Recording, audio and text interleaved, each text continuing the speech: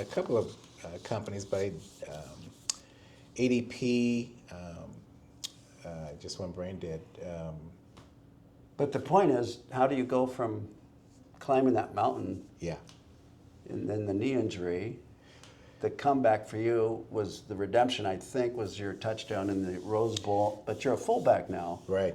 And now you're blocking for a freshman. Right. And actually, I think Jock Robinson was third string going in. Going into it, right? And he gets an MVP. Not a bad guy to block for as far as accolades. He gets an MVP and another MVP in the Orange Bowl, first time ever done in NCAA.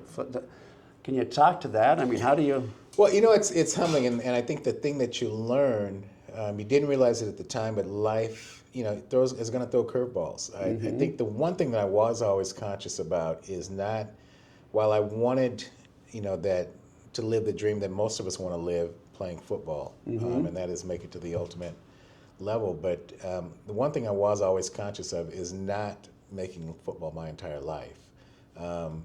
So when I was injured, I had a great friend who made me make sure that I studied and took care of business in school. When I got hurt, it might have been a blessing because I was a little bit behind. Gotcha. Getting hurt, redshirting, allowed me to Catch up with academics. get back on track. Yep. Good buddy, and I'll drop the name Al Bronian, made sure that I stayed, in that library. He would literally drag me by my shoulder by my collar to the library and do what I needed to do. But getting injured, you take it in stride. This is my lot now. This is what I've got to be good at. And so making that transition to fullback was not my first choice, obviously. But once I did that, I'm helping the team. How can I be a leader on this team in a way that's different? And so watching Jock, it's fun to block for people when they're performing. Jock was making it happen. So if you're an offensive guy blocking for Jock, I heard from one of the linemen that if you're blocking for Cookie, that defensive guy always knew Cookie's going to go for the sideline.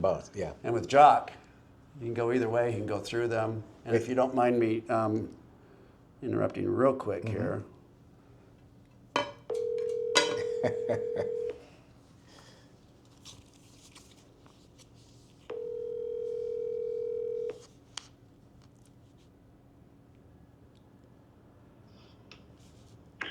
JR1. JR1, this is JR2. We've got Vincent, Eugene, Coby on the show live. Would you like? And we were just talking about.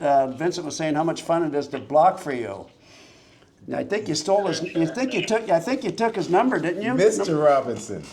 How you doing, Captain? Good, boss. How are you? I'm doing lovely, man. Doing lovely. It's good to hear from you.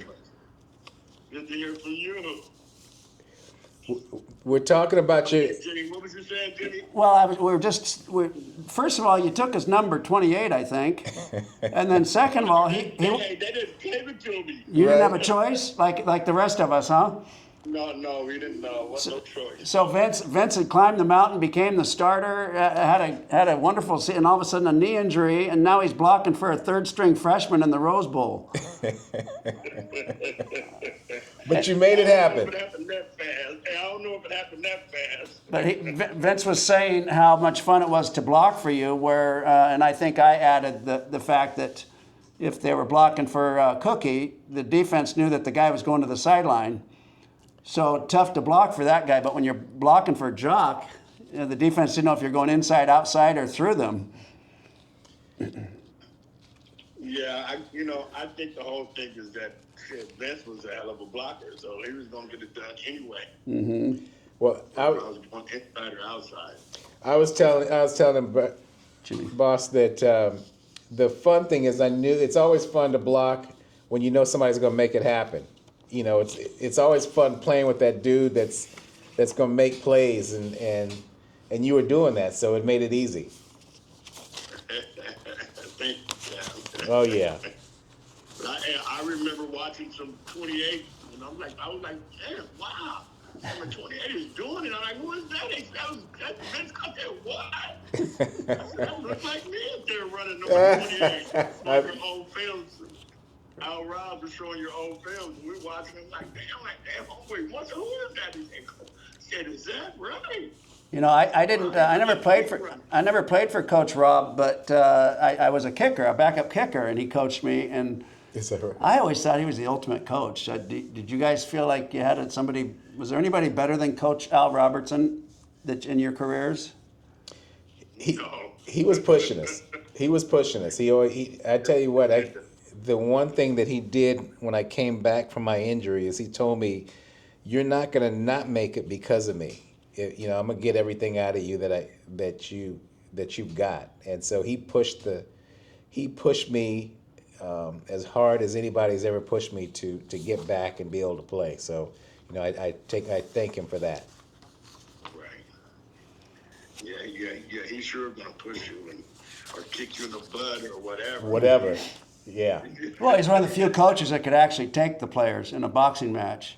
that's true. Or He used to do those Yeah, smokers. he was one of those too. Yeah, very few of those out there. Yeah. Especially these days. Boy, every coach is your best friend, it seems like, until he's not. right. All right, Jock, well, we got to move on here, so thank you very much. I love you, pal, and Merry Christmas. Love you too. And Yeah. Thanks, Coby. Hey man, Nice to talk to you, Cap. it's good talking to you, bro. Good. Take care of yourself. All right. I'll talk to you soon. Okay. All right, JR. I love you, my brother. okay, love you too, pal. Bye-bye. Back. Talk to you soon. So a few questions here, all right? What is your favorite word? No swearing, but I don't think No I need swearing. it. Like I said earlier, I told Vince, I said no smoking, no swearing, no politics, no religion. And then I realized after I sent you that message, I don't need to send that to Vince. That's more for me. I came anyway. Yeah. So what's your favorite word? Favorite word? Honestly, the opportunity. Okay. It gives you the opportunity, a moment, a chance to make something happen, and that's all we're always looking for. Least favorite word? Ooh, least favorite word? No. What turns you on? Besides my wife? That's a good answer. Music. Turns you off? Mean-spirited people. Back to what turns you on. Did you decide what's on your playlist right now? What your number one song would be, or do you want to come back to that again? Dietrich Haddon is one of my favorites. Dietrich who? Haddon. Okay. Haddon. Okay. Well done. And I am spacing on my favorite. Chaka Khan is one Okay. of my go-tos, but the guy that I really listen to, I'm spacing on it this That's moment. okay. Yeah. Good. What sound or noise do you love? I love the sound of the ocean.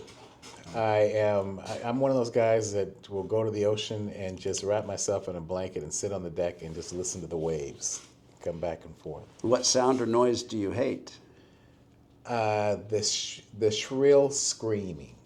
I don't like.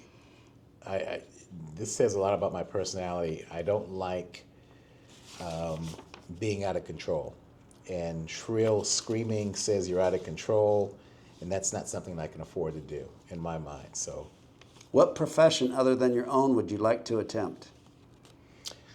well, I'm kind of enjoying the space that I'm in right now. But in school, I loved mechanical drawing, and Interesting. I wanted to.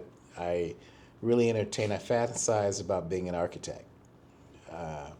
It turns out that architect with what we were doing didn't mesh. The time involved with the schooling and everything else didn't match. Didn't work well with football. Interesting. So I let that go.